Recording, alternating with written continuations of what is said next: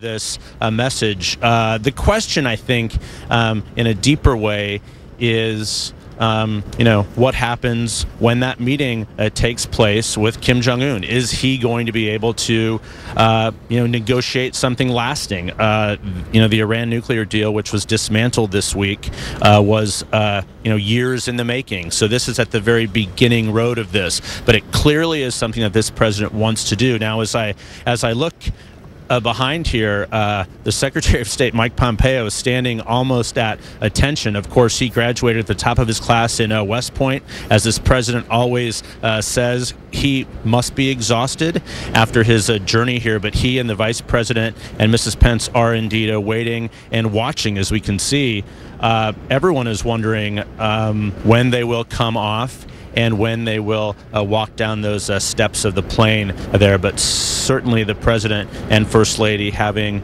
a moment with these three Americans.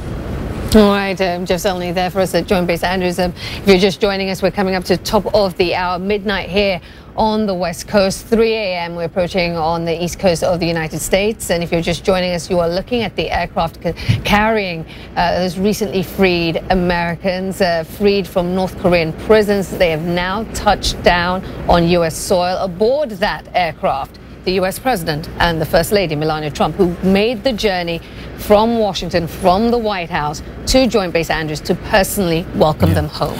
This has been a journey which began about 20 hours earlier when these three men were escorted onto the plane of the Secretary of State, Mike Pompeo, who'd flown there to essentially negotiate the final stages of their release and also to talk about that upcoming summit between Kim Jong-un and Donald Trump.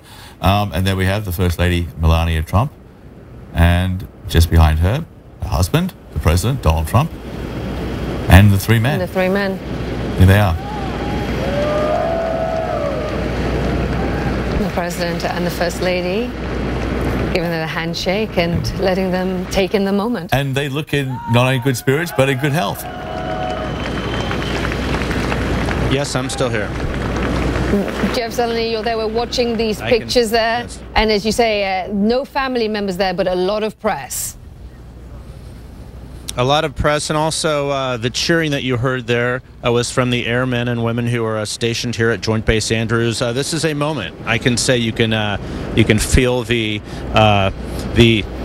gravity and weight of this moment as we watch this incredible scene here. One of the gentlemen thrust his hands in the air as they descend these steps here to take their steps on American soil, on U.S. soil. Of course, they landed in Alaska briefly, but now they're greeting the Vice President, Mrs. Pence, and Secretary Pompeo. And again, the cheers you can hear here from the men and women in the armed forces who are watching this happen here. There's not a crowd of other folks here.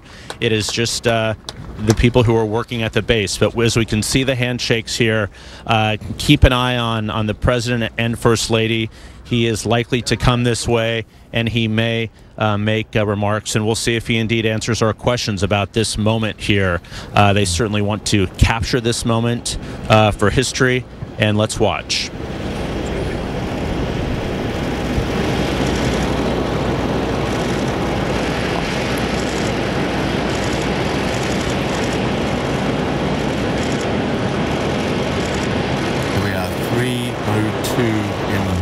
Joint Base Andrews, the three American detainees, and the President of the United States and the First Lady of the United States.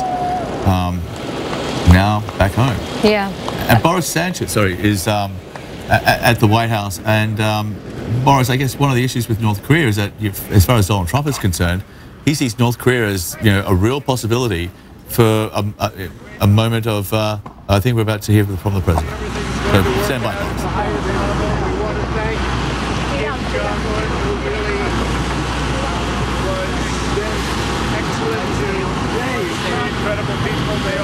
They are really three incredible people, and the fact that we were able to get them out so soon was really a tribute to a lot of things, including a certain process that's taking place right now. And that process is very important. So we will see what happens. We have a meeting scheduled in a very short period of time. You'll be hearing about it soon. We have the location set. and we will see if we can do something that people did not think was going to happen for many, many years, and a lot of bad things could have happened in between. So I just want to say this is a special night for these three really great people, and congratulations on being in this country. Thank you. How does it feel to be home? 정말 반갑고 대단히 행복하게 생각합니다. It's like a dream, and we're very, very happy. 어떻게 대우를 받았습니까? 북한에서 어떻게 대우를 받았습니까? How were you treated? You have to give me the answer. 어떻게 대우받았어요?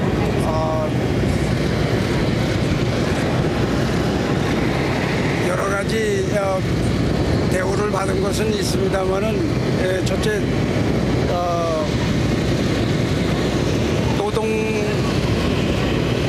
노동을 많이 했고 또 병이 났을 때 또 치료도 좀 받았습니다. Yes, we were treated in many different ways. For me, I had to do a lot of labor, but when I got sick, I was also treated by them.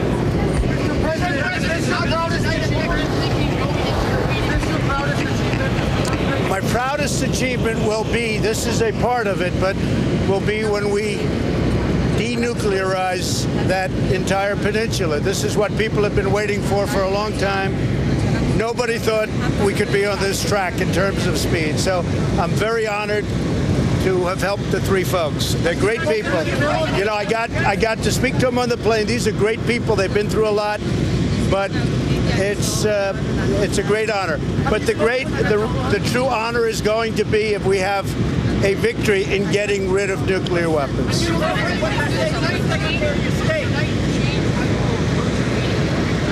No, not at all.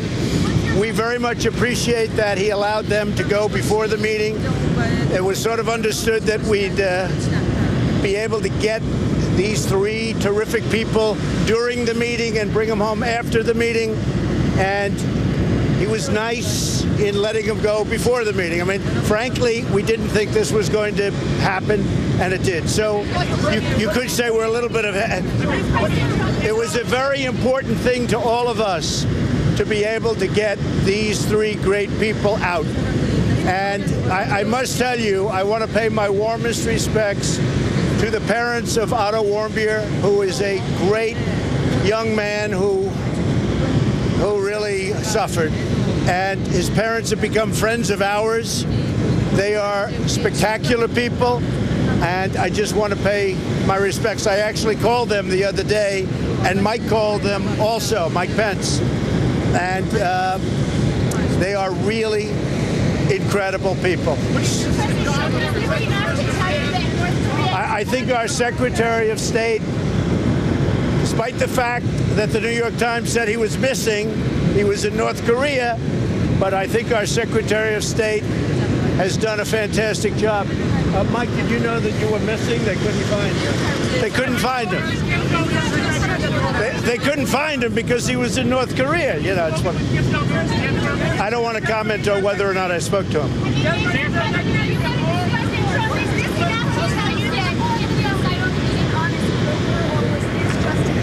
Well, we're starting off on a new footing. This is a wonderful thing that he released the folks early. That was a big thing, very important to me. And I really think we have a very good chance of doing something very meaningful. And if anybody would have said that 5 years ago, 10 years ago, even a year ago, you would have said that's not possible. So a lot, I will say this, a lot of very good things have happened. Say it. I really think he wants to do something. I think he did this because I really think he wants to do something and bring that country into the real world. I really believe that, John, and I think that we're going to have a success. I think this will be a very big success. It's never been taken this far. There's never been a relationship like this, and we're starting from here. But I really think a lot of progress has been made, and we'll see what happens. We're talking about a few weeks, I guess many of you will be with us, but some great things can happen, and that's what we hope. So I want to thank you all. It's very early in the morning. I think you probably broke the all-time in history television rating for 3 o'clock in the morning, that I would say. But I want to just congratulate. These are 3 great people, and congratulations.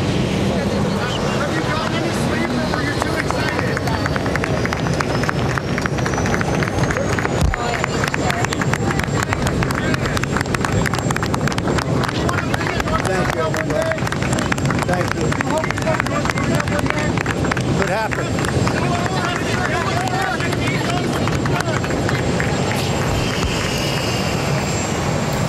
Well, we've been listening to Donald Trump there, making some remarks, some very interesting remarks, actually. Talking about the great ratings this will bring at 3 o'clock in the morning, which could be very well true. He also talked about the motivation, why Kim Jong-un has released these 3 men at this point in time. He believes that Kim Jong-un really wants to do something this time around, that he wants to do something for his people, that this is a real sign that they're serious about negotiations and progress will be made. He also said it was very nice of Kim Jong-un to let the 3 men go before the summit takes place. Yes. Jeff Zeleny is there at Joint Base Andrews. I mean, Jeff, your thoughts on what we just heard from the president, and specifically his comments on Kim Jong-un. We keep saying this. I mean, it is remarkable, the change in tenor and tone on the part of the president when it comes to talking about the North Korean leader.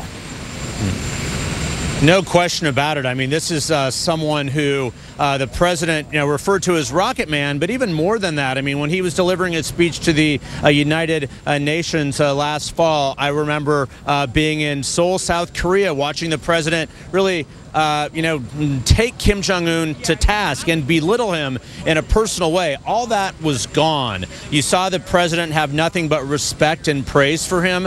I think one of the more interesting answers to the brief questions the president was taking there was, why do you think Kim Jong-un is doing this? And he said that, I think he wants to do something. I think he wants to bring his country into the new world. So I think that is the open question here. But one thing that is clear, the president wants to make a deal. He wants to have a bit of history of his own. He did not like the Iran nuclear deal from the beginning, largely because it was negotiated by President Obama. He wants to do something big, and he believes it is indeed this. But he said, yes, he believes this is an honor. He believes this is a big moment, but also he made clear that the biggest moment, of course, will come through a true change in the nuclear weapons program in North Korea. One question here is, what is the United States willing to concede or give up?